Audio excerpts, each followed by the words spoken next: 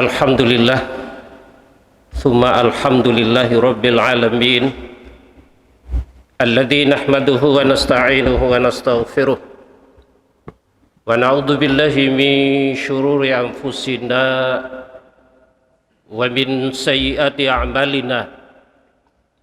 May yahdihillahu fala mudilla lahu wa may yudlil falan tajida lahu waliyyan mursyida.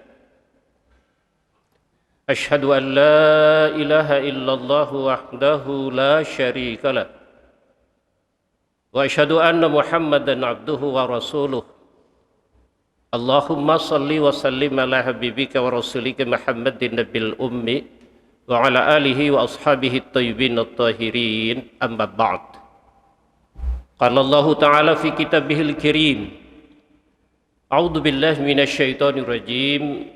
Bismillahirrahmanirrahim. Ya ayyuhalladzina amanu taqullaha haqqa tuqatih wa la tamutunna illa wa antum muslimun. Wa qala aidan ya ayyuhalladzina amanu taqullaha wal tanzur nafsum ma qaddamat lighadi wa taqullaha innallaha khabirum bima ta'malun. Hadirin jemaah salat subuh Masjid Al-Ikhlas, para bapak, para ibu, sesepuh, para pinisepuh yang dirahmati dan mudah-mudahan senantiasa dimuliakan oleh Allah Subhanahu wa Ta'ala. Amin. Pagi yang berbahagia ini kita berada di tempat yang mulia bersama dengan orang-orang yang mulia, akan membicarakan hal-hal yang mulia bahkan diridhoi oleh Allah Subhanahu wa Ta'ala. Oleh karenanya bersyukur dan terus bersyukur kepada Allah atas semua limpah nikmat, karunia, taufik, hidayah, bahkan mau'inah. Kalau dihitung-hitung berapa banyak sih nikmat yang sudah kita terima dari Allah, la tuhsuha. Kita tidak akan sanggup untuk menghitungnya. Kenapa? Jawabannya hanya satu, Bapak Ibu yang terhormat, karena saking banyaknya nikmat karunia Allah itu. Oleh karenanya bersyukur dan terus bersyukur sampai akhir hayat kita nanti.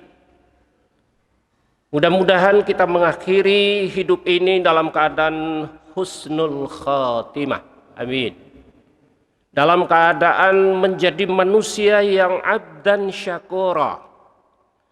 Manusia yang menjadi hamba yang pandai bersyukur kepada Allah Subhanahu wa Ta'ala. Karena orang-orang beriman itu, hadirin Bapak Ibu yang terhormat, dia tahu, dia sadar bahwa bersyukur itu adalah suatu kewajiban yang harus dilakukan. Dia sadar bahwa bersyukur itu kembali pada dirinya sendiri. La in syakartum la azidannakum wa la in kafartum inna adzabi lasyadid. Bahkan jaminan dari Allah Subhanahu wa Ta'ala, manakala orang bersyukur itu la azidannakum, akan ditambah dan ditambah nikmat itu. Wa may yashkur fa innama yashkuru li nafsih. Barang siapa bersyukur maka syukur itu li nafsih, untuk dirinya sendiri dan bukan untuk orang lain, hadirin. Dan ini yang wajib kita ingatkan dan terus menerus kita ingatkan, karena memang manusia mempunyai kelemahan, yaitu selalu melalaikan nikmat karunia Allah. Saya mengingatkan diri saya dan juga hadirin jamaah salat subuh yang berbahagia, agar hidup ini kita isi dengan banyak-banyak bersyukur kepada Allah. Orang kalau banyak bersyukur itu hidupnya akan menjadi tenang. Dia tidak akan iri, dia tidak akan dengki, dia tidak akan melihat yang lain yang rizkinya diluaskan, bahkan diberikan atau dilimpahkan oleh Allah Subhanahu wa Ta'ala. Dia tidak akan pernah iri. Dan hidupnya akan menjadi tenang, Bapak Ibu yang terhormat, dengan bersyukur. Pagi ini kita masih diberi sehat walafiat oleh Allah. Ini juga kita harus bersyukur. Pagi ini kita masih diberi waktu luang oleh Allah Subhanahu wa Ta'ala. Bahkan apa saja yang kita miliki, Bapak Ibu yang terhormat, kata Allah, wa ma bikum min ni'matin faminallah. Apa saja yang ada pada kamu itu datangnya hanya dari Allah Subhanahu wa Ta'ala semata. Ini kadang-kadang kita lupa. Begitu kita meraih kesuksesan, kemewahan, harta benda yang melimpah, seakan-akan kita menepuk dada bahwa ini adalah hasil karyaku, ini adalah kerjaku, ini adalah peras keringatku. Naudzubillah min dzalik. Pada semua yang kita miliki itu faminallah. Datangnya dari Allah Subhanahu wa taala semata. Oleh karenanya Bapak Ibu yang dirahmati, yang dimuliakan oleh Allah Subhanahu wa taala, sekecil apapun nikmat itu, kata Allah, akan diminta pertanggungjawaban di hadapan Allah. Akan ditanya oleh Allah, Bapak Ibu yang terhormat, "Tsumma latus'alunna yauma idzin 'anin na'im." Kemudian pada hari itu kalian semua akan ditanya tentang nikmat itu. Kalian pergunakan untuk apa saja. Itu pasti. Dan ini adalah pernyataan dari Allah Subhanahu wa ta'ala. Pasti dan pasti. Hadirin Bapak Ibu yang terhormat. Akan ditanya oleh Allah. Untuk apa saja. Diberi sehat walafiat oleh Allah. Diberi waktu luang oleh Allah Subhanahu wa ta'ala. Kalian pergunakan untuk apa saja.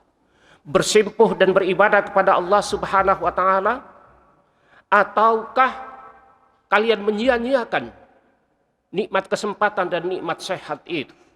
Dan ini yang selalu diingatkan oleh baginda Rasulullah Muhammad sallallahu alaihi wasallam, bahwa umatnya akan selalu melalaikan dua nikmat itu. As-sihah wal faragh. Diberi sehat dan juga diberi waktu luang, Bapak Ibu yang terhormat. Oleh karenanya bersyukur bahwa kita hadir di pagi ini. Mudah-mudahan kita dikelompokkan menjadi hamba Allah yang sholihin. Amin. Karena orang-orang yang beriman itu, walladzina amanu wa amilus solihati lanudkhilannahum fis sholihin. Orang-orang yang beriman dan orang-orang yang beramal soleh itu akan dimasukkan oleh Allah Subhanahu wa ta'ala dalam kelompok orang-orang yang soleh. Mudah-mudahan termasuk kita Bapak Ibu yang terhormat. Amin. Ya Rabbal Alamin. Bersyukur juga Bapak Ibu yang terhormat bahwa kita masih diberi sehat walafiat. Mungkin ada saudara-saudara kita yang tidak sempat hadir di tempat ini. Mungkin sakit. Kita doakan mudah-mudahan disembuhkan oleh Allah Subhanahu wa ta'ala, sehingga bisa berkumpul bersama kita kembali. Karena sehat itu mahal harganya Bapak Ibu yang terhormat. Oleh karenanya bersyukur manakala diberi waktu sehat, bersyukur manakala diberi waktu luang oleh Allah Subhanahu wa ta'ala. Nabi Ayub alaihi salam tatkala diberi sakit oleh Allah, istrinya mengeluh dan mengadu, abang ini kan Nabi, mintalah kepada Allah. Kata Nabi Ayub, saya sudah diberi banyak sehat oleh Allah Subhanahu wa ta'ala. Ini sesuatu yang luar biasa. Karena memang doa para nabi itu memang diijabah oleh Allah Subhanahu wa ta'ala. Tapi dia tidak mau. Terlalu banyak sehat yang sudah diberikan oleh Allah Subhanahu wa ta'ala. Oleh karenanya saya akan menikmati sakit ini. Bukan berarti kita minta sakit. Tapi sakit yang diberikan oleh Allah kemudian kita sabar, itu akan menggugurkan, menggelotorkan dosa-dosa dan kesalahan kita. Allah ingin mengangkat derajat kita, Bapak Ibu yang terhormat, dengan diberi ujian sedikit. Allah ingin memuliakan kita dengan diuji oleh Allah Subhanahu wa ta'ala dengan berbagai macam ujian. Dan Allah sangat tahu itu Bapak Ibu, bahwa kita sanggup dan mampu untuk menghadapinya. La yukallifullahu nafsan illa wus'aha. Allah tidak akan pernah membebani seseorang di mana orang itu tidak mampu untuk memikul ujian yang diberikan oleh Allah Subhanahu wa ta'ala. Allah sangat tahu dan Allah maha tahu bahwa yang diberi ujian itu akan mampu menghadapinya. Mudah-mudahan kita selalu diparingi sehat walafiat oleh Allah. Mudah-mudahan kita selalu diberi iman dan Islam oleh Allah Subhanahu wa ta'ala. Dan itu nikmatnya sangat bahkan paling besar dari semua nikmat yang ada di bumi Allah ini. Diparingi iman sehat walafiat itu luar biasa Bapak Ibu yang terhormat. Iman Islam itu harganya itu sangat mahal. Jika dibandingkan dengan dunia dan seisinya, itu masih mahalan iman. Karena iman inilah yang bisa menyelamatkan seseorang yang tadinya sudah dimasukkan, dibersihkan di dalam neraka dengan iman yang sekecil biji zarrah sekalipun, itu akan dikembalikan oleh Allah ke dalam jannah, surganya Allah Subhanahu wa taala atas dasar iman dan juga rahman rahimnya Allah Subhanahu wa taala. Bapak Ibu yang dirahmati yang dimuliakan oleh Allah Subhanahu wa taala, kedua kalinya tidak lupa kita sampaikan salam dan selawat keharibaan baginda Rasulullah Muhammad sallallahu alaihi wasallam beserta para sahabat, para keluarga, wabil khusus buat kita semua. Mudah-mudahan kita saling bertegur sapa di dalam surganya Allah Subhanahu wa taala. Amin. Mudah-mudahan pada hari kiamat nanti insya Allah kita akan selalu mendapatkan syafaat dari Rasulullah Muhammad sallallahu alaihi wasallam. Syaratnya satu, selalu mencintai Rasulullah sallallahu alaihi wasallam dengan memperbanyak sholawat kepadanya. Karena kata Rasulullah, orang yang akan bersamaku di surga bahkan sangat dekat denganku adalah orang yang paling banyak berselawat kepadaku. Dan yang kedua, dalam perjalanan hidupnya dia senantiasa mentauhidkan Allah. La ilaha illallah. La ma'budin bihaqqin illallah. Tidak ada yang berhak disembah dengan benar illallah, kecuali Allah Subhanahu wa taala. Jadi bersihkan noda-noda syirik dari diri kita. Mudah-mudahan kita akan dijamin oleh Allah Subhanahu wa taala dalam surganya Allah. Amin ya rabbal alamin. Bapak Ibu yang dirahmati dan mudah-mudahan senantiasa dimuliakan oleh Allah Subhanahu wa taala. Itu mukaddimah saya tadi. Dan mari kita akan mulai ngaji agama ini. Suatu ketika Umar bin Khattab radhiyallahu anhu, dia berkata, kami pernah bersama dengan para sahabat yang lain duduk di samping baginda Rasulullah sallallahu alaihi wasallam. Tiba-tiba datang seorang laki-laki yang berpakaian sangat putih, tidak nampak dalam perjalanan jauh, rambutnya sangat hitam, dan datang menghadap Rasulullah sallallahu alaihi wasallam. Para sahabat tidak ada satupun yang mengenalnya. Laki-laki itu datang kemudian duduk bersimpul di hadapan Rasulullah sallallahu alaihi wasallam. Lututnya disentuhkan dengan lutut baginda Rasulullah sallallahu alaihi wasallam seperti ini. Bahkan kedua telapak kaki tamu laki-laki itu diletakkan di atas pahanya baginda Rasulullah sallallahu alaihi wasallam. Seraya laki-laki itu bertanya kepada Rasulullah, "Ya Muhammad, akhbirni anil Islam." Wahai Muhammad, kabarkan atau ajarkan kepada saya tentang Islam. Maka baginda Rasulullah sallallahu alaihi wasallam mengatakan, al-Islamu an tasyhadu an la ilaha illallah wa anna Muhammadar Rasulullah wa iqamis shalah wa ita'iz zakat wa shaum Ramadan wa hajjul baiti man istata'a ilaihi sabila. Islam itu, kata Rasulullah, engkau mengucapkan dua kalimat syahadat. Engkau bersaksi bahwa tiada Tuhan, tiada ilah yang berhak disembah kecuali Allah Subhanahu wa taala, dan Muhammad adalah rasul utusan Allah. Dengan dasar itu engkau sudah Islam dan mendirikan sholat, berpuasa di bulan suci Ramadan, mengeluarkan zakat, dan beribadah, menunaikan ibadah haji bagi yang mampu untuk melakukan perjalanan itu. Kata laki-laki itu, sadaqta. engkau benar. Kemudian laki-laki itu melanjutkan pertanyaan, akhbirni anil iman. Ajarkan saya juga atau kabarkan kepada saya ya Muhammad tentang iman itu. Maka Rasulullah sallallahu alaihi wasallam mengatakan al-imanu an tu'mina billahi wal yaumil akhir wa malaikatihi wa kutubihi wal yaumil akhir.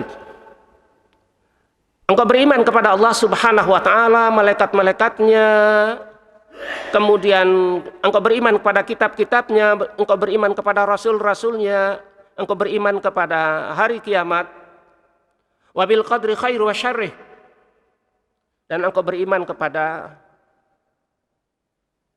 takdir untung baik dan untung buruk. Semuanya datang dari Allah Subhanahu wa taala. Laki-laki itu mengatakan sadaqta, engkau benar. Para sahabat pada waktu itu, Bapak Ibu yang terhormat, sangat heran. Ini siapa sesungguhnya? Karena tidak ada satupun sahabat itu yang mengenalnya. Orang baru, pakaian serba putih, gagah, tinggi, besar, rambutnya sangat hitam, tidak nampak bahwa dia adalah seorang yang berjalan jauh. Tapi kok tidak ada satupun yang mengenal siapa sesungguhnya orang ini. Dia yang bertanya, kemudian dia yang membenarkan, Bapak Ibu yang terhormat. Sadaqta, engkau benar.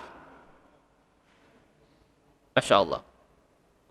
Kemudian dia meneruskan pertanyaan, akhbirni anil Islam, ihsan.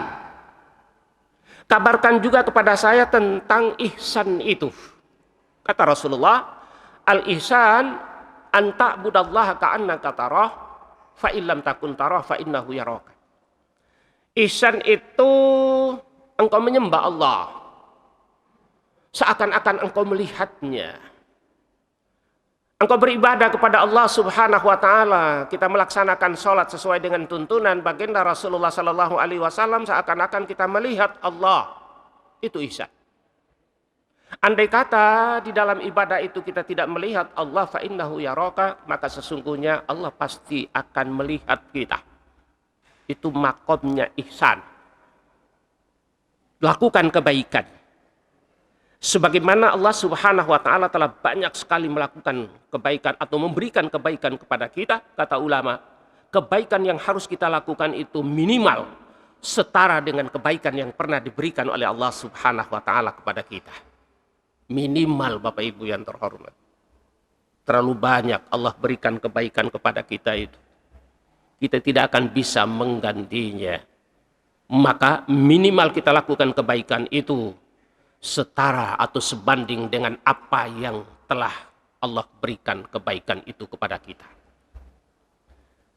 Oleh karenanya hadirin Bapak Ibu yang dirahmati, yang dimuliakan oleh Allah Subhanahu wa taala, laki-laki itu seraya menjawab sadaqta. Engkau benar ya Muhammad. Jadi dia yang bertanya, dia pula yang membenarkan pertanyaan itu. Dan tiba giliran satu pertanyaan yang terakhir, akhbirni an-nisa'ah. Ya Muhammad, kabarkan kepada saya kapan datangnya hari kiamat itu. Maka Rasulullah Shallallahu Alaihi Wasallam mengatakan mal mas'ulu anha bi'alama minasaili anisa'ah. Bukankah yang bertanya itu lebih tahu dari yang ditanya? Kan gitu. Bukankah engkau lebih tahu? Kok bertanya lagi gitu loh ya. Kata laki-laki itu, kalau begitu fa akhbirni an amaratiha. Beritahukan kepada saya tentang tanda-tandanya saja. Itu. Jadi diminta oleh laki-laki, tamunya Rasulullah Sallallahu Alaihi Wasallam itu beritahu tanda-tandanya saja. Maka Rasulullah Sallallahu Alaihi Wasallam memberikan 2 tanda pada waktu itu, hadirin. Bapak Ibu yang terhormat, kala kata Rasulullah, antalidal amatu rabbataha wa antaral hufatal uratah alata ri'a syai yatatawaluna fil bunyan. Qala thumma intalaqa falabithu maliyat. Rasulullah sallallahu alaihi wasallam memberikan dua tanda yang ditanyakan oleh tamu yang para sahabat pada waktu itu, tidak ada satupun yang mengenalnya, Bapak Ibu yang terhormat. Kata Rasulullah, yang pertama, engkau melihat bahwa seorang perempuan hamba sahaya yang melahirkan tuannya. Wanita hamba sahaya yang melahirkan tuannya. Kok lahirkan tuannya, ini gimana? Artinya dalam makna hadis ini, Bapak Ibu yang dirahmati, yang dimuliakan oleh Allah Subhanahu wa taala, banyak perempuan hamba sahaya, kata Rasulullah, dikawini oleh raja-raja dan pejabat negeri itu. Sehingga hamba sahaya, perempuan hamba sahaya ini melahirkan anaknya, dan anak dari hamba sahaya yang sudah dikawini oleh pejabat atau raja-raja pada waktu itu menjadi penguasa negeri. Jadi bisa direnungkan dan bisa dipahami, bahkan bisa mengamati apa yang disampaikan oleh baginda Rasulullah Sallallahu Alaihi Wasallam 14 abad yang silam. Sudah nampak jelaskah di situasi seperti sekarang ini? Itu 14 abad yang silam, Bapak Ibu yang terhormat. Perempuan hamba sahaya melahirkan tuannya. Jadi wanita hamba sahaya ini melahirkan anak, anaknya lalu menjadi pejabat besar di negeri itu. Itu yang pertama. Dan buktinya di Surabaya beberapa tahun yang lalu itu seorang yang hari-harinya jadi tukang beca, itu bukan berarti kita menafikan atau meremehkan. Kemudian dia masuk dalam satu partai, lalu mungkin dukungan suara yang banyak, dia menjadi ketua DPRD Jawa Timur. Setiap harinya dia menghasilkan 2,5 miliar. Lalu dia berkomentar, masuklah partai kalau memang ingin jadi kaya. Jadi tulis di koran. Tidak lama kemudian ditangkap oleh KPK. Ternyata korupsi. Ya, uang partai itu besar. Ya, korupsi. Dan juga di tempat-tempat yang lain. Itu yang pertama, Bapak Ibu yang terhormat. Yang kedua, kata Rasulullah Sallallahu Alaihi Wasallam, engkau melihat banyak orang yang tidak beralas kaki. Ini saking miskinnya. Saking miskinnya sehingga Rasulullah mengibaratkan orang tidak beralas kaki dan tidak pernah beralas kaki. Yang kedua, Rasulullah mengatakan orang ini pengembala kambing. Tidak beralas kaki, pengembala kambing, sama-sama bermegah-megahan dalam gedung yang besar. Nih,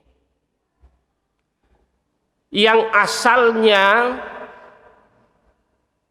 hanya pengembala yang miskin, Bapak Ibu yang terhormat,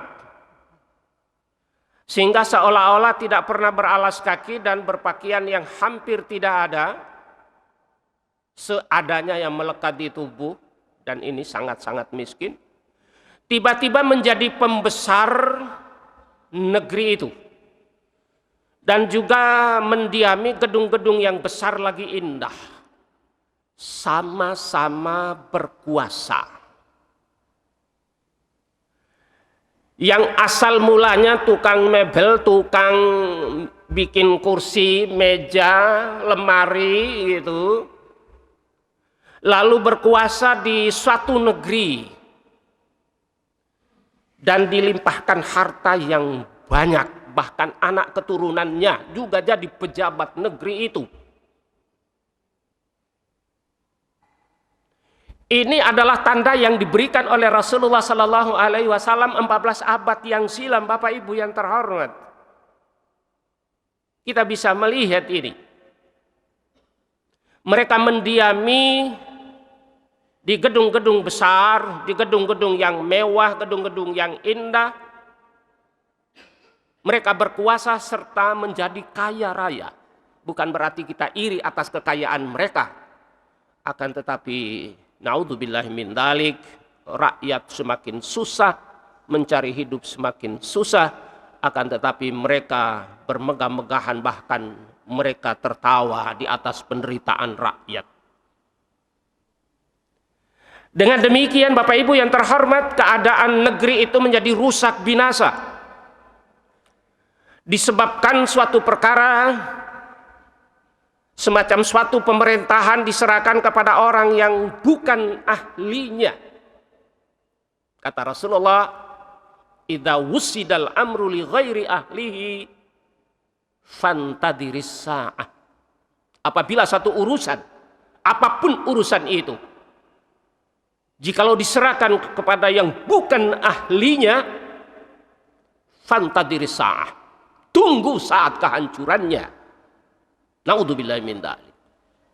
Bapak Ibu yang dirahmati, yang dimuliakan oleh Allah Subhanahu wa taala. Sedih rasanya.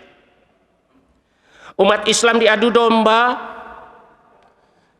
supaya mereka tidak bersatu agar bisa menguasai Republik Indonesia tercinta ini. Bisa dicabik-cabik negeri yang kita cintai ini dengan mengadu domba, dengan politik belah bambu. Sebagian diangkat dan sebagian ditindas. Bahkan ulama dibuli. Umat Islam diam 1000 bahasa. Seakan-akan tidak mampu untuk menghadapi situasi ini. Hanya pertolongan dari Allah Subhanahu wa ta'ala agar bisa membawa negeri ini kepada negeri yang kita idamkan, baldatun thayyibatun wa rabbun ghafur. Negeri yang aman, nyaman, gemalip, ripal, loh cinawi, toto tentram, kerto raharjo yang kita inginkan. Negeri yang aman sentosa, yang tongkat kayu dan batu jadi tanaman. Negeri yang kita idam-idamkan, Indonesia tercinta.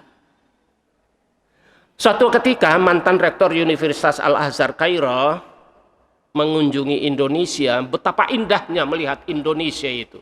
Dia mengatakan al-Indonesia qit'atun minal jannah. Indonesia itu diibaratkan penggalan sejengkal tanah dari taman surga. Betapa luar biasanya Indonesia itu, Bapak Ibu yang terhormat.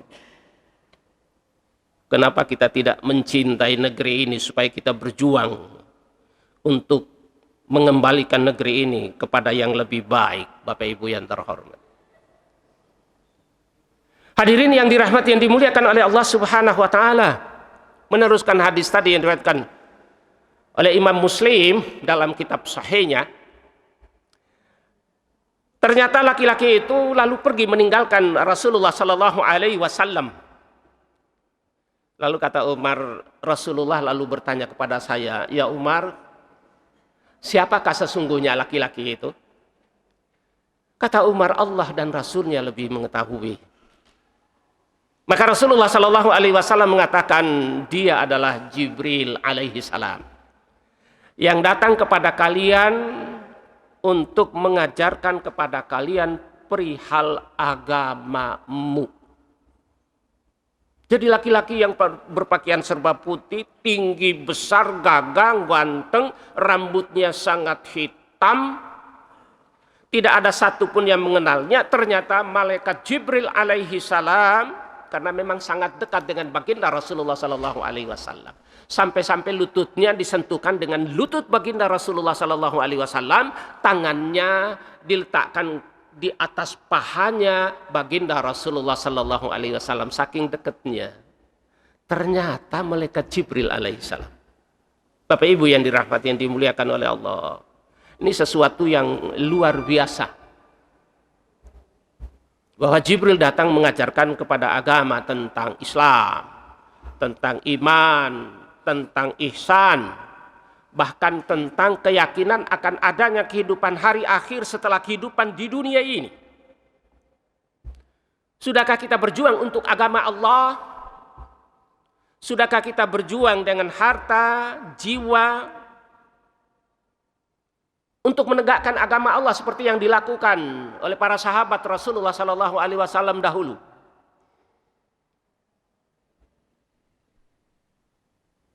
Kalau belum terlambat Bapak Ibu yang terhormat. Mari kita lakukan itu.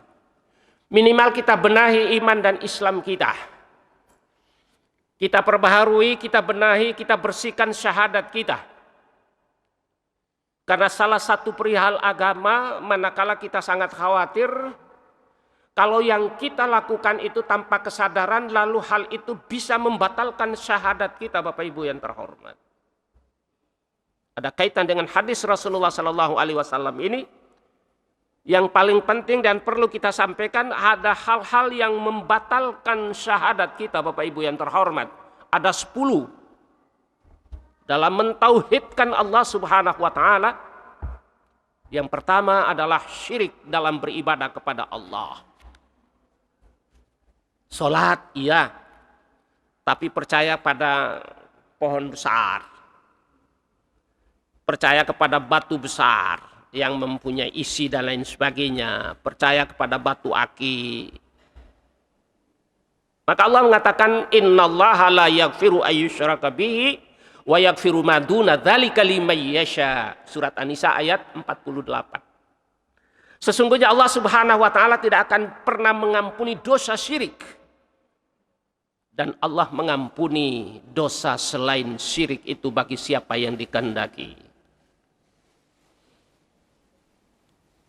Tapi juga kalau syirik ini segera kita sadar kemudian kita bertobat kepada Allah sebelum mati menghampiri kita, maka niscaya Allah Subhanahu wa taala pasti akan mengampuni. Tidak seperti Fir'aun. Saking berkuasanya Fir'aun itu, sesumbar mengatakan ana rabbukumul a'la. Saya adalah Tuhan kalian yang paling tinggi. Mengakui dirinya menjadi Tuhan. Maka ditenggelamkan oleh Allah Subhanahu wa taala di Laut Merah. Di saat timbul tenggelamnya Fir'aun itu, di saat itu lalu dia mengatakan, kalau begini keadaanku, saya juga akan beriman kepada Tuhannya Musa dan juga Tuhannya Harun. Terlambat Bapak Ibu yang terhormat. Terlambat. Sadar di saat seperti itu sudah terlambat.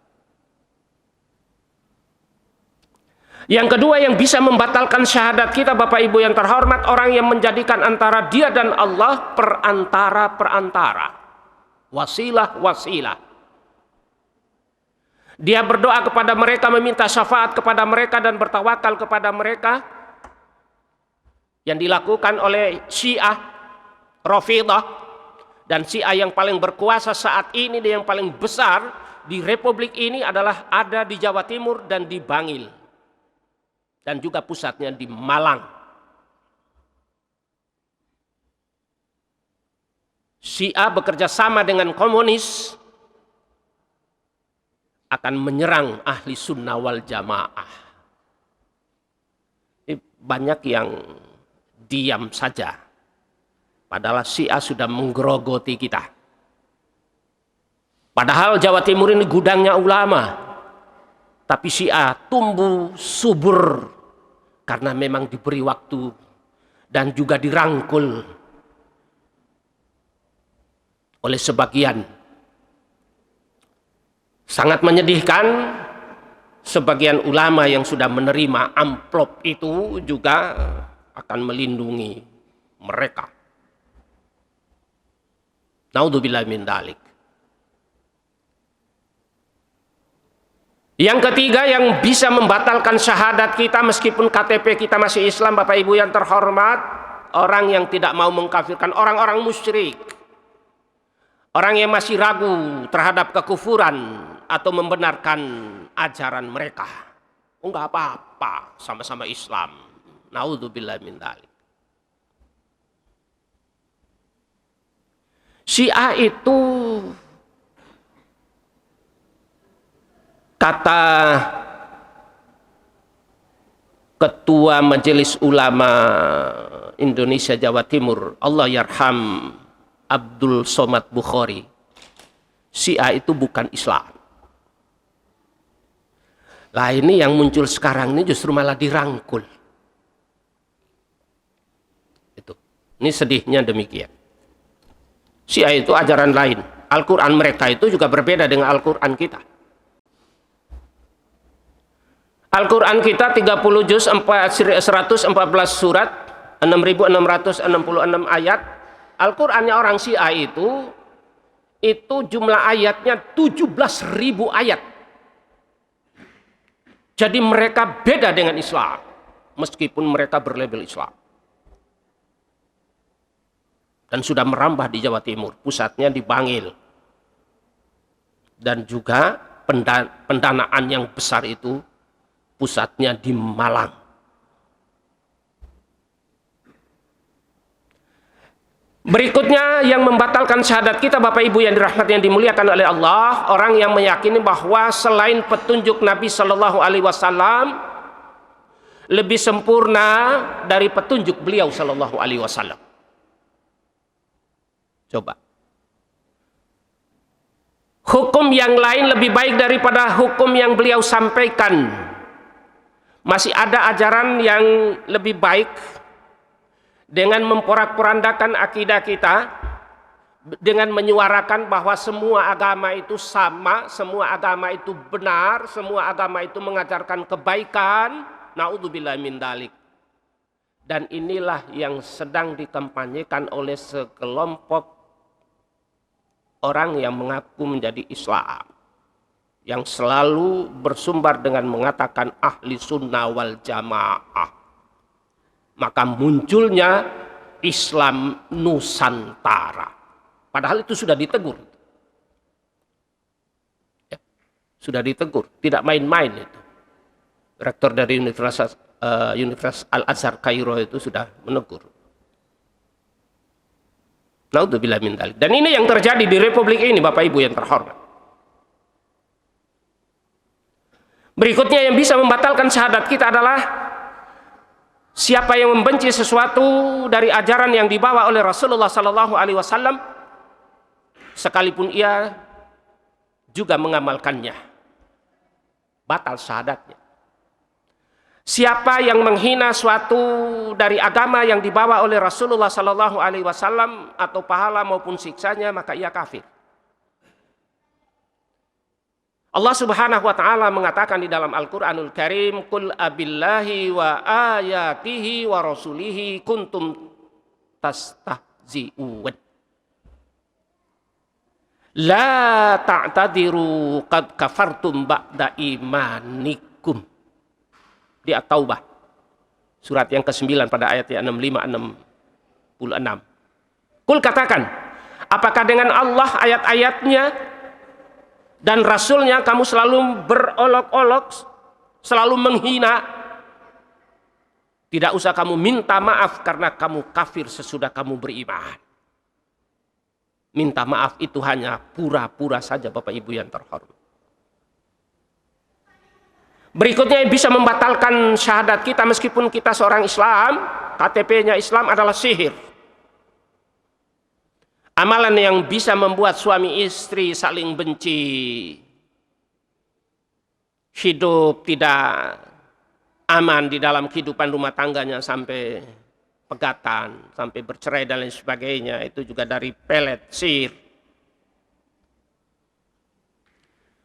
Allah Subhanahu Wa Taala mengingatkan di dalam firman-Nya di surat Al-Baqarah 102, "Wa ma yu'allimani min ahadin hatta yaqula innama nahnu fitnatun fala takfur." Sedang keduanya tidak mengajarkan sesuatu kepada seorang pun sebelum mengatakan, sesungguhnya kami hanya cobaan bagimu, sebab itu janganlah kamu kafir. Wa may yatawallahum minkum fa innahu minhum. Innallaha la yahdil qaumadz zalimin. Di surat Al-Maidah ayat 51. Yaitu mereka mendukung orang-orang musyrik, menolong orang-orang musyrik di dalam memusuhi Islam. Jadi memang Islam sekarang ini diadu domba. Kiai-kiai yang harus lurus mengatakan kebenaran itu nanti ditantang oleh kiai-kiai yang sudah dibayar itu. Dan ini yang terjadi Bapak Ibu yang terhormat. Saya pernah berbicara dengan seorang profesor tengah selesai memberikan ceramah. Itu sulitnya kita sekarang itu demikian. Seorang guru besar di UIN Surabaya. Gimana Ustadz? Sekarang kita diadu domba. Ulama yang satu sudah diberi ulama yang lain, dan ulama yang garis lurus itu tidak mau menerima. Inilah yang sedang diadu domba Bapak Ibu yang terhormat. Oleh karenanya berhati-hati, jangan sampai dalam hidup ini kita hidup dengan sia-sia. Kita merasa masih Islam, tapi syahadat kita sudah batal. Kan gitu. Berikutnya, siapa yang meyakini bahwa manusia ada yang boleh keluar dari syariatnya Nabi Muhammad SAW?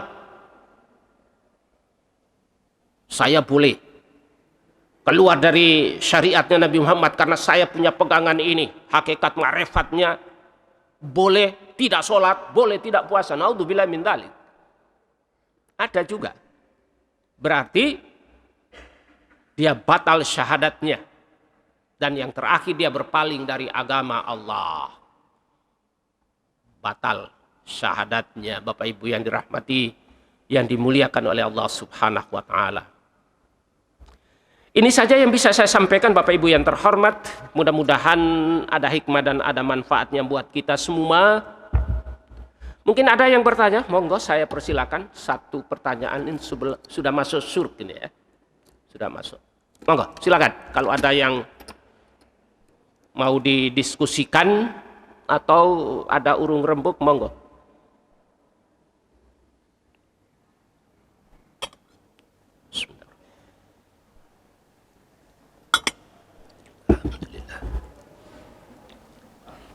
Ya, monggo, silakan, fadhal Ustaz.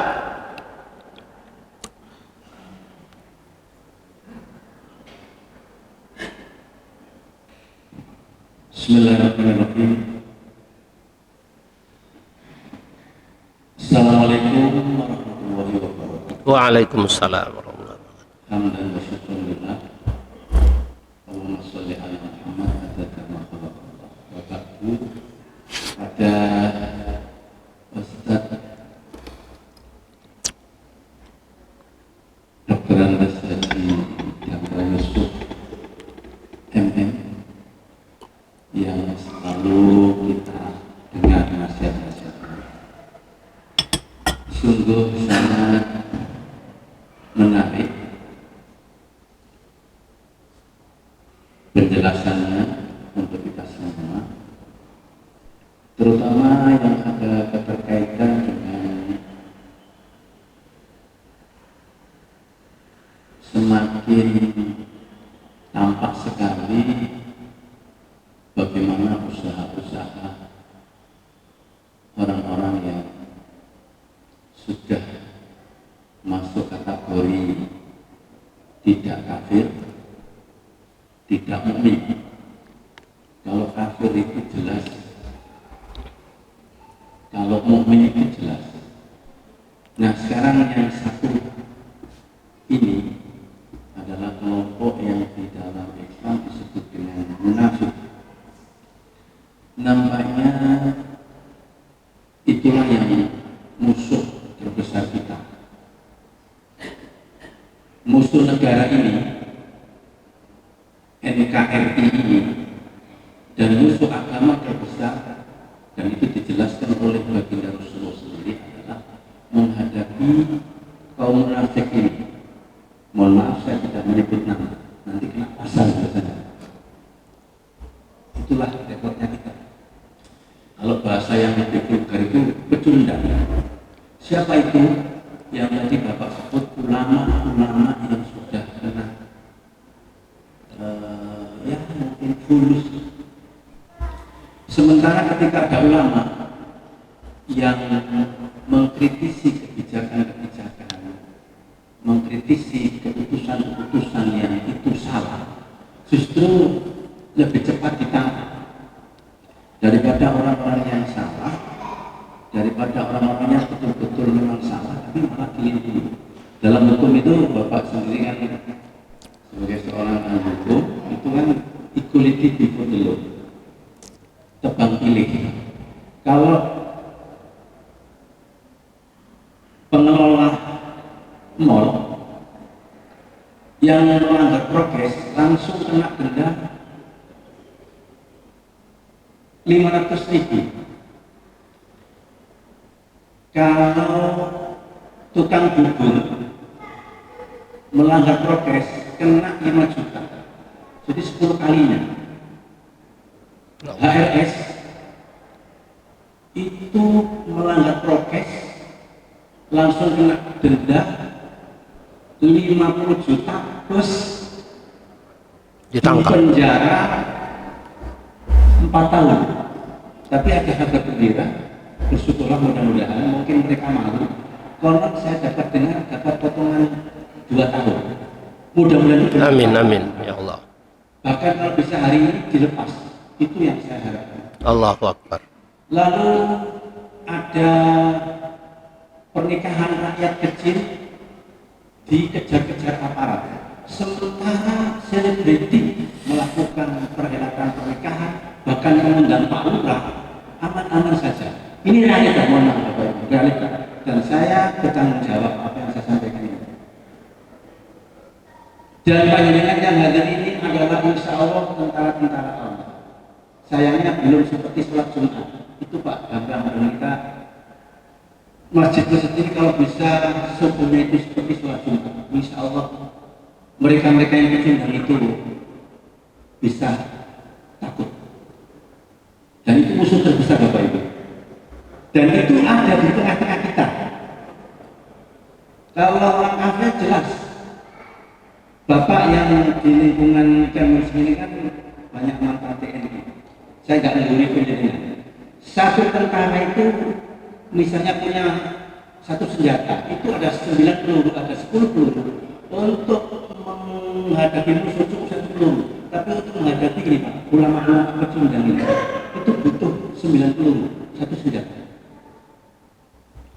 Saya kira begitu Pak Damra, mungkin terlalu lama juga gini, bagaimana upaya ketika ada ulama lurus yang bersuara kok cepat ditangkap, tapi sementara biaraan ini kok dibiarkan begitu saja. Mohon untuk dijelaskan kepada kita semua. Ya. Oke. Terima kasih Pak Ustadz. Realita kehidupan yang kita saksikan seperti apa yang disampaikan oleh Ustadz Masyad Bari, SHMH. Kenyataannya demikian. Maka ada satu kata kunci, umat Islam ini harus segera sadar dan juga segera kembali kepada ajaran Rasulullah Muhammad SAW yang berpijak pada Quran dan Sunnah baginda Rasulullah SAW. Kembali kepada apa yang dinyatakan oleh Allah, wa'tasimu bihablillahi jami'a wa la tafarraqu. Berpegang teguhlah kalian semua kepada tali agama Allah, wa la tafarraqu, dan jangan bercerai-berai. Karena memang sekarang itu upaya untuk memilah, memisah bahwa ulama-ulama garis lurus itu akan dimusuhi, dibenci, bila perlu ditangkap, dipenjara tanpa ada alasan yang jelas. Itu, dan memang sejarah itu demikian diputar bergilir, dan cobaan itu demikian adanya sebagaimana yang disampaikan tadi. Bahkan saat sekarang ini nasib umat Islam itu seperti digambarkan oleh baginda Rasulullah SAW seperti buih di tengah lautan, gusa isail, karena memang sudah dihinggapi oleh penyakit al-wahan. Mahwal wahan, kata Rasulullah, hubbud dunya wa karahiyatul maut. Cinta dunia yang berlebihan dan takut mati dan takut menyuarakan kebenaran. Itu bedanya di situ Bapak Ibu yang terhormat. Semuanya bungkam. Yang kita harapkan mereka harus berbicara, yang kita harapkan menjadi wakil rakyat kita, mereka semua terlena dengan penyakit hubbud dunya. Cinta dunia berlebihan sehingga enggan untuk memperjuangkan dinullah, memperjuangkan agama Allah, dinul haq, agama yang benar. Jadi mereka kaburkan agama Allah itu dengan mengatakan semua agama sama, semua agama mengajarkan kebaikan, semua agama itu datang dari yang satu. Itu bentuk-bentuk kalimat pemurtatan Bapak Ibu yang dirahmati, yang dimuliakan oleh Allah. Oleh karenanya umat Islam sekarang ini harus bersatu Bapak Ibu. Jangan sampai hal-hal yang sifatnya furu'iyah, bukan hal-hal yang bersifat usul itu, pokok itu. Hal-hal yang furu'iyah itu dibenturkan supaya umat Islam itu soal pegang tasbih atau jari dan sebagainya itu diperbesar gitu. Naudzubillah min dzalik. Oleh karenanya kembali kepada ajaran Allah. Berpegang teguh pada agama Allah sesuai dengan yang dinasihatkan oleh Allah Subhanahu wa taala. Wa'tasimu bihablillahi jami'a wa la tafarraqu. Itu kata kunci. Dan mungkin dari yang lain insya Allah pada kesempatan yang lain mungkin kita akan berbicara lebih lanjut. Mudah-mudahan gambaran yang diberikan itu akan membuka mata hati kita semua untuk berjuang untuk Islam. Berjuang dengan tenaga, berjuang dengan harta, berjuang dengan jiwa. Minimal mendukung yang benar. Jangan jadi provokator atau jangan jadi orang-orang munafik. Orang munafik itu kata Allah, itu nanti di akhirat tempatnya itu di neraka yang paling dasar. Orang-orang munafik.